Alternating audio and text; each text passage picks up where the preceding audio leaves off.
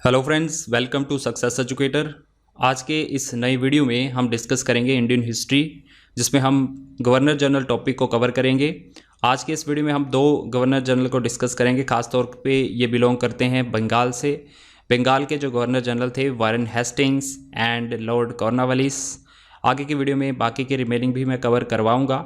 अगर आपको ये सीरीज़ अच्छा लगता है 5 मिनट जनरल नॉलेज का, आप जो है लाइक ज़रूर करिए वीडियो को, और सजेशन में डाल सकते हैं कमेंट बॉक्स में कि आपको जो है ये सीरीज़ कंटिन्यू रखनी है या नहीं रखनी। तो चलिए स्टार्ट करते हैं बिना किसी देरी के। पहले जो थे हमारे गवर्नर ऑफ बंगाल, इन्हें बोला जाता था, याद रखिएगा, वारेन हेस्टिंग्स को 1772 में गवर्नर ऑफ बंगाल बनाया गया। और जब आपका रेगुलेटिंग एक्ट आता है 1773 का, उसमें जो है आपका गवर्नर ऑफ बंगाल को गवर्नर जनरल ऑफ बंगाल कहलाया जाने लगा। याद रखिएगा कौन सा एक्ट आया था, रेगुलेटिंग एक्ट ऑफ 1773।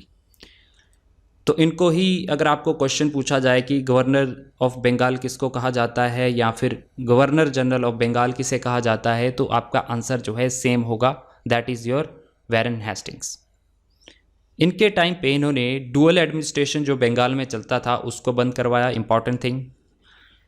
एंड इनको बोला जाता था father of judicial reform in India. बहुत ही बार रिपीट होता है ये क्वेश्चन, याद रखिएगा।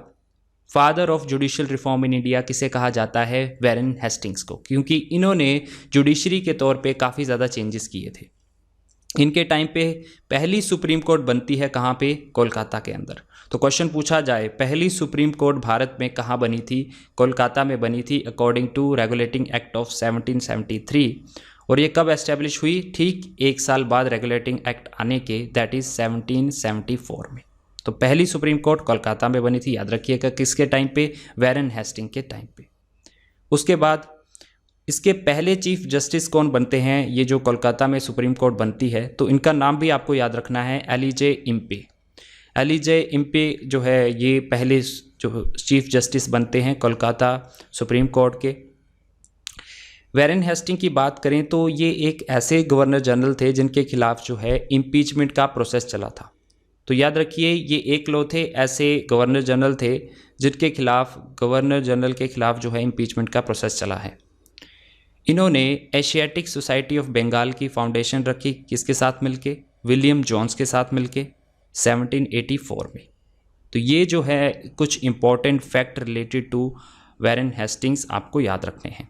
अब आगे बढ़ते हैं लॉर्ड कॉर्नवालिस। तो इनके बाद इनका टेन्योर आता है लॉर्ड कॉर्नवालिस का 1786 से लेके 1793 के बीच में। इनको कहा जाता है दोस्तों father of civil services in India. Very important question, काफ़ी बार रिपीट होता है, प्रीवियस ईयर पेपर उठा के देख लीजिए। ये जो है गवर्नर जनरल से रिलेटेड क्वेश्चन आपको पूछे जाते हैं। तो father of civil services in India किसे कहा जाता है? लॉर्ड कॉर्नवालिस को। इसके अलावा इन्होंने ही पुलिस सिस्टम जो है इंट्रोड्यूस किया था इंडिया में, तो फादर ऑफ पुलिस सर्विसेज भी इन्हें कहा जा सकता है। इसके अलावा इन्होंने परमानेंट रिवेन्यू सेटलमेंट जो है, यानी कि ज़मींदारी सिस्टम जो है वो स्टार्ट किया था इंडिया में। 2 जगह पे स्टार्ट किया, एक तो आपका बंगाल में, दूसरा आपका बिहार के अंदर। कब किया गया? 1793 के अंदर। इसके अलावा इन्होंने जो कि पहले जुडिशरी जो एडमिनिस्ट्रेशन हुआ करता था उसके साथ ही आपका रिवेन्यू एडमिनिस्ट्रेशन हुआ करता था, लेकिन इन्होंने दोनों को सेपरेट किया, यानी कि जुडिशियल एडमिनिस्ट्रेशन से रिवेन्यू एडमिनिस्ट्रेशन को सेपरेट किया था। किसने? लॉर्ड कॉर्नवालिस ने। तो एक बार जो है ये आप देख लीजिए, हम रिपीट कर देते हैं। वारेन हेस्टिंग्स जो हैं पहले गवर्नर ऑफ बंगाल हैं और पहले ही गवर्नर जनरल ऑफ बंगाल कहलाए जाते हैं। दूसरी बात, फादर ऑफ जुडिशियल रिफॉर्म इनको कहा गया। पहली सुप्रीम कोर्ट कोलकाता में इनके टाइम पे एस्टेब्लिश हुई। पहले चीफ जस्टिस थे एलिजा इम्पे। ये ओनली एक गवर्नर जनरल है जिनके खिलाफ जो है इम्पीचमेंट का प्रोसेस हुआ है। एशियाटिक सोसाइटी ऑफ बंगाल इनके टाइम पे बना।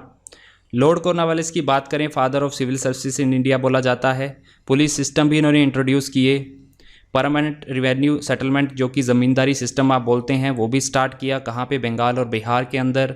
सेपरेशन ऑफ रिवेन्यू जो है इन्होंने जुडिशियल एडमिनिस्ट्रेशन से अलग किया। So guys, thank you so much for watching this lecture. If you like the video please जो है आप लाइक ज़रूर कर दीजिएगा। Bye bye.